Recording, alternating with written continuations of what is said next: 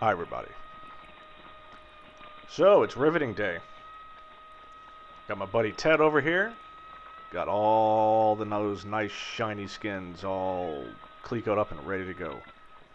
So, again, borrowing the idea from Jason Ellis to use 2x4s to kind of mount the wings up, I found that because before, when we did the first wing, it's kind of a pain in the butt. It's a two-person job. I mean, if you want to do it right and you don't want any mistakes, it's really better to have two people. Fine, great. So you're going to have one person on either side of the wings. Even those EAA workbenches, the ones that you see that I've created, you still wind up having to lean over a lot to get the bucking bar in place, etc. But if you have these 2x4 rails stuck out to hold the spar, then all you have to do is simply have one person. You just push it away from the bench far enough, clamp it down, of course. So you push it away from the bench onto those 2x4s, clamp it down, and then what we do is just have one person stand, gonna crawl up behind it, and start bucking. So that's what I do.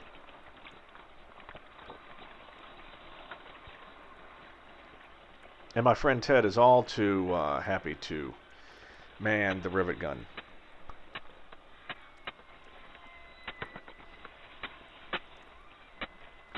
And I'm doing the bucking. Between the two, I mean, not that either job isn't difficult. I mean, we did a pretty good job. Well, he did a really good job. He only had one place that had a smiley face.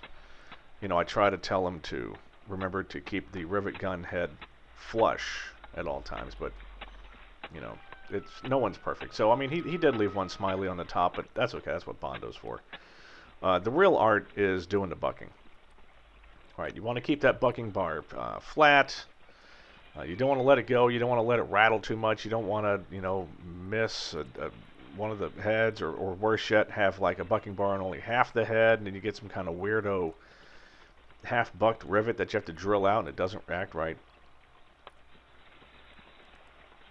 So for that reason, my friend Ted is more than happy to be on the gun side and I do the bucking. So, as per the instructions, we start in the very middle of the wing, or it says to start at the middle of the skins for maximum tightness.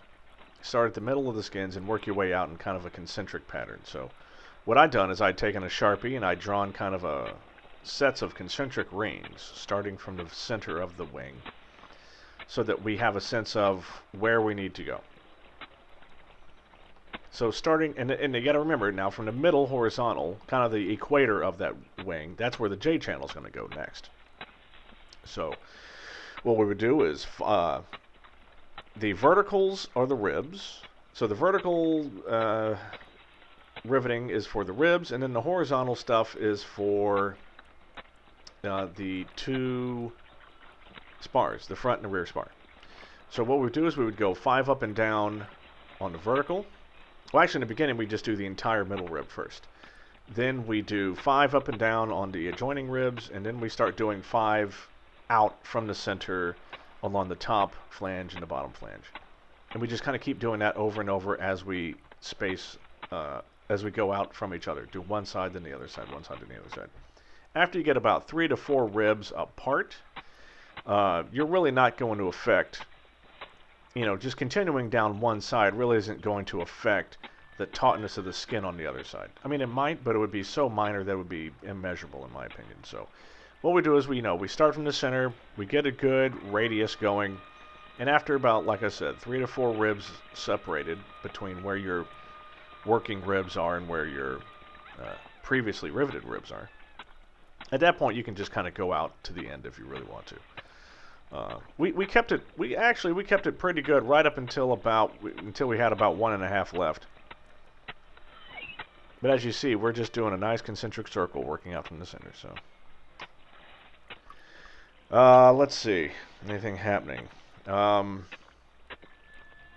got a couple of planes in the club out on inspection this week. I've got to fly about 3 or 4 times already this week, this week and last week, just trying to get planes around. I might be picking those up tomorrow, I hope. I got to fix a suction gauge in one of the planes with our new A&P. temporary kid. Yeah, we got a regular A and P. This is just a guy that he's got his A, he doesn't have his P, and he's very interested in side work. So we're gonna have him start with some small tasks. It's Oshkosh week, and I'm not there, and I feel very poor about that. It's been 4 years. I really need to go.